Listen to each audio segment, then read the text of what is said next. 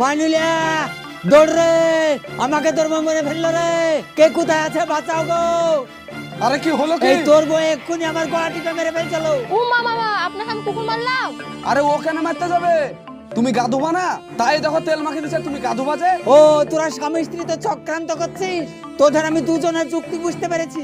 আমাকে মেরে ফেলে আমার জমি জায়গা লিখে লওয়া তোদের ধান্দা, আমি তা কখনো হইতে দিব না। আমার ছোট ছেলে বড় সব কথা বলবো, ভুলে তোদের দুজনকে জেলের ঘানায় টানাবো। ঠিক আছে, তুমি জেলের ঘানি টানাও, তুমি গাটা ধুইলাও দিয়ে জেল খাটাবা, ঠিক আছে? না না, আমি কলতলায় যাব না। কলতলায় গেলে তোরা ধাক্কা মেরে ফেলে দিবি, দিয়ে বস্তায় ভরে নদীতে ফেলে দিয়ে আসবি। তোমার মাথাটা একবারে খারাপ হয়ে গেছে, বুঝলা? তুমি একবার পাগল হয়ে গেছো। পাগল আমি হয়নি, পাগল তোরা হয়েছিস। এই তুমি ঘরে যাও তো। তাহলে তুমি এখানে চুপচাপ বসে থাকো, তাহলে তোমার গা ধুতে হবে না। হ্যাঁ, আমি এখানে বসে থাকবো, এখানে বসে থাকবো আমি।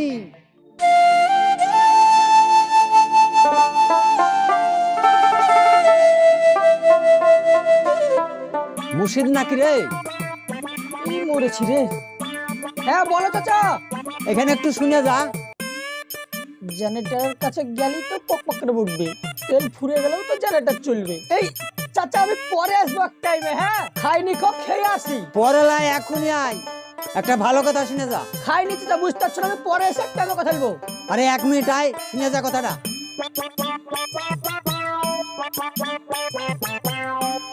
হ্যাঁ বলো। এখানে বস। আবার বসতে হবে? বস না রে। মুড়ি খাবি? না খালে দুটা খা। খাবো না। তুই বলে বিয়ে করলি?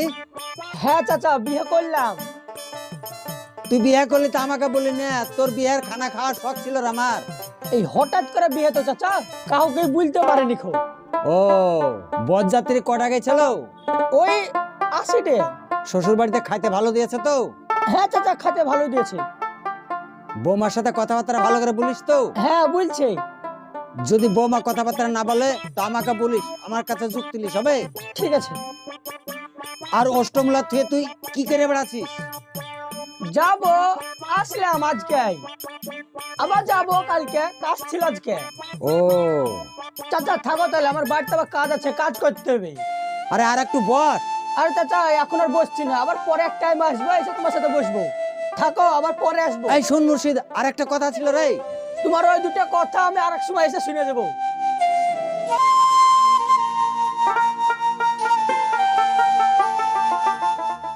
আমরা যখন ছোট ছিলাম, তোরা বললে বিশ্বাস করবি না, এই সবগুলা জঙ্গল ছিল রে। আর কত রকমের ফলের গাছ ছিল, আতা পাকা, বেল পাকা, তাল পাকা, লেচু পাকা, জাম পাকা। আমাদের খেতে খেতে ঘৃণা ধরে গেছে। তখনকার মানুষের শরীরে জোরই আলাদা ছিল, ওরকম জোরে এখনকার ছেলে মেয়েদের নাই। আমরা ফল খাইতে খাইতে এলিয়ে গেছি, পায়ে লাথি মেরেও ফেলে দিয়েছি। এখন তোরা দেখতে পাচ্ছিস না চোখে, বললে বিশ্বাস করবি না। বাবা তোমার যা গল্প, তোমার তো বইয়ে ছাপানোর দরকার গো। তুই খুঁজতে খুঁজতে চলে এসেছিস। এত যে খুঁজে আমি হয়রানি হয়ে গেলাম, আমার বউ হয়রানি হয়ে গেল, আর তুমি এখানটায় আম পাকা জাম পাকার গল্প করছো। ভাত খাবা না? হ্যাঁ ভাত খাবো, যাবো তাই ভাবছি আমি। তোমার স্বভাব কোনোদিন গেল না গো। এইসব ছোট ছোট ছেলেপিলের সঙ্গে তোমার গল্প করতে লজ্জা লাগে না? তুমি তোমার সমবয়স্ক লোকের সঙ্গে চলাফেরা করবা, এতে তোমার অসুবিধা হয় নাকি? ওই বয়স্ক লোক আমার সাথে কথাই বলে না, ওই জন্য ছোট ছোট ছেলে পিলের সাথে আমাকে গল্প করতে ভালো লাগে। আর তোদের পড়াশোনা নাই? না প্রাইভেট নাই? এই বয়সে তোরা চায়ের দোকানের সামনে বসে পড়েছিস। এই বয়সটাকে চায়ের দোকানের বসার বয়স? আরে এই বয়সে তোরা র্যাকেট খেলবি, ক্রিকেট খেলবি, ফুটবল খেলবি, আবার হাসছিস। মারবো এক চড়, জানিস? যা সব বাড়ি যা। এই চলো তুমি আমার সঙ্গে। চল বাড়ি চল।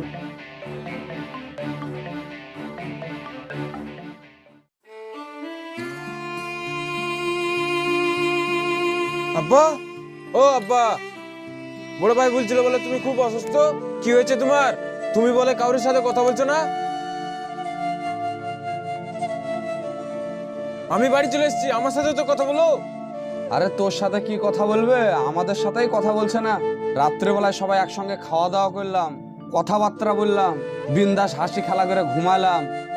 এই যে সকালবেলায় ঘুম থেকে উঠে আর কথাবার্তা কারোর সঙ্গে আর কিছু বলছে না, তাই তোকে আমি ফোন করলাম। কথা বলছে না তো ডাক্তারখানায় নিয়ে যাসনি কেন? আর আমি মূর্খ মানুষ, পড়াশোনা জানিস যে আমি ডাক্তারখানায় নিয়ে যাবো? কোন ডাক্তারকে দেখাবো? তার লেগে তোকে ফোন করলাম যে তুই একটা ভালো ডাক্তার দেখ, দিয়ে দুই ভাই মিলে নিয়ে যায়। আব্বা তুমি টেনশন করো না, আমি চলে এসেছি, তোমাকে আমি ভালো ডাক্তার দেখে সুস্থ করব। তুমি এখন সও।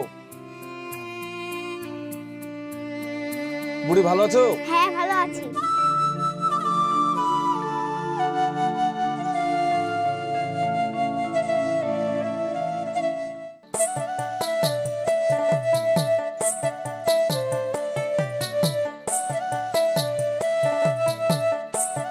বাপ মাইনুল, বলেন চাচা।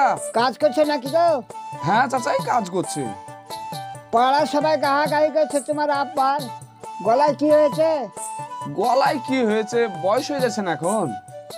আমি যা ভাবছি আব্বা মনে হয় আর বেশি দিন বাঁচবে না। কবে আছে কবে নাই। পরশুদিন সবাই মিলে একসঙ্গে খাওয়া দাওয়া করলাম, এবার সকালবেলা হঠাৎ করে উঠে দেখছে কথা বলা বন্ধ করে দিয়েছে, কোনো কথাই বলছে না। কথা বলছে না তো সেটা তো বাপ ডাক্তারকে দেখাতে হবে। ডাক্তার না দেখালে তো ভালো হবে না। কোন কারণে গলা দিয়ে কথা বের হচ্ছে না, ডাক্তার না হলে তো কেউ বুঝতে পারবে না। তোমার বাপের ওপরে কি একদিনও ভালোবাসা নাই, তাই ডাক্তার দেখাচ্ছ না? আরে ডাক্তার দেখাবো না গো চাচা, ওই কালকে ছোট ভাই এসেছে আপনার বাইরে থেকে, তো আপনার ওই বহরমপুরে একটা ভালো ডাক্তার দেখেছে, নামটাম লিখাইছে। কালকে আমি আর ছোট ভাই মিলে আব্বাকে নিয়ে যাব। অবশ্যই ডাক্তারখানা নিয়ে যাবা। ওই ডাক্তারকে দেখিয়ে যদি না ভালো হয় তো আমার হাতে ভালো ডাক্তার আছে, তুমি আমার সঙ্গে নিয়ে যাও, বুঝতে পারলে? আচ্ছা তাহলে আমি আসছি, থাকো। হ্যাঁ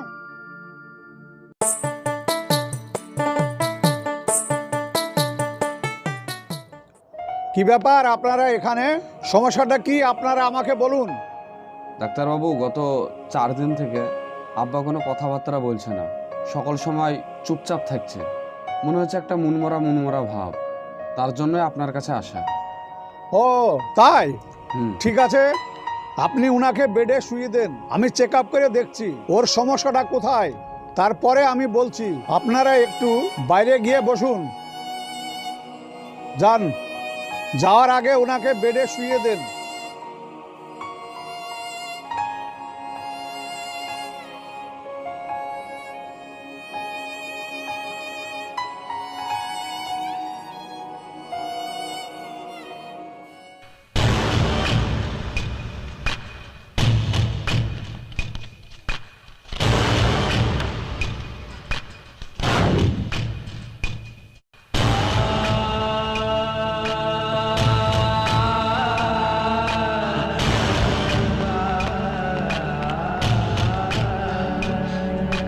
জিভ বার করুন।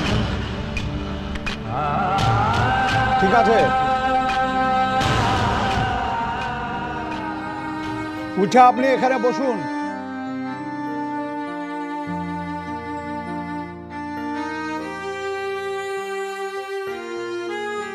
সমস্যাটা আপনার কি? আমি তো আপনাকে চেক আপ করে দেখলাম, কিন্তু সমস্যা তো আপনার কিছু নাই। আপনি আপনার ছেলেদের সঙ্গে, প্রতিবেশীর সঙ্গে কথা বলেন না কেন? অসুবিধাটা কি আপনার? আপনার ভয় নাই, আপনি আমাকে আপনার মনের কথা সমস্ত খুলে বলুন, তবেই তো আমি চিকিৎসা করতে পারবো আপনাকে ভালোভাবে। বলুন। কি আর বলবো ডাক্তার বাবু, আমি এখন বৃদ্ধ হয়ে গেছি, আমার মতন সবাইকে একদিন বৃদ্ধ হতে হবে। তো আমার বাড়ির ছেলে থেকে বৌমা থেকে আমার কথা কেউ সহ্য করতে পারে না।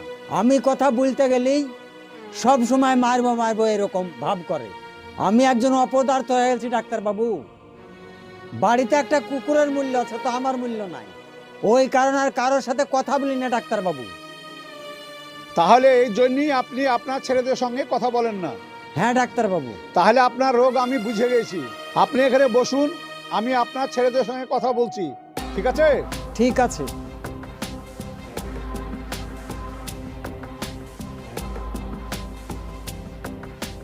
ডাক্তারবাবু, আমার আব্বার গলার কি হয়েছে? আপনার আব্বার কিচ্ছু হয়নি, আমি খুব ভালো করে চেক আপ করে দেখলাম, ওনার অসুখ বিসুখ কিছু নাই। একটাই রোগ, আপনার ফ্যামিলির লোক এবং আপনারা আপনার আব্বার সেবা করেন না এবং ভালো ব্যবহার করেন না, ঠিকঠাক কথাও বলেন না, দুর্ব্যবহার করেন আপনার আব্বার সঙ্গে। সেই জন্য মনের দুঃখে বৃদ্ধ মানুষ আপনাদের সঙ্গে কথা বলে না। আপনারা সবাই মিলে বৃদ্ধ মানুষটাকে যত্ন রাখবেন এবং আপনার আব্বার সেবা করবেন, তাহলেই সব ঠিক হয়ে যাবে, বুঝতে পেরেছেন? হ্যাঁ।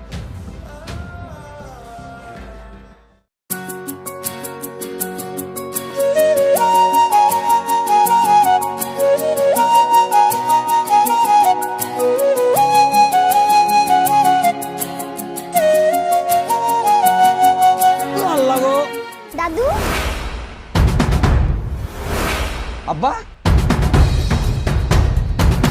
আব্বা আব্বা ও আব্বা কি হলো গো তোমার? বৃদ্ধ বয়স মানে বাবা মায়ের কাছে এটা একটা শৈশবকাল। এই বয়সে ইনারা একটু হাসি খুশি থাকতে চান, একটু কথা বলতে চায়, কিন্তু আমরা তাদেরকে অবহেলা করি, ঠিকভাবে যত্ন নিই না, কিছু কথা বলতে গেলে ধমক দিয়ে থামিয়ে দিই। এইগুলোকে আমরা ঠিক করি বলেন তো? তাই আপনাদের কাছে আমার অনুরোধ, শেষ বয়সে বাবা মাকে হাসি খুশিভাবে বিদায় দেবেন। সো ভালো থাকবেন, সুস্থ থাকবেন, দেখা হচ্ছে আপনাদের সঙ্গে আবার নেক্সট ভিডিওতে।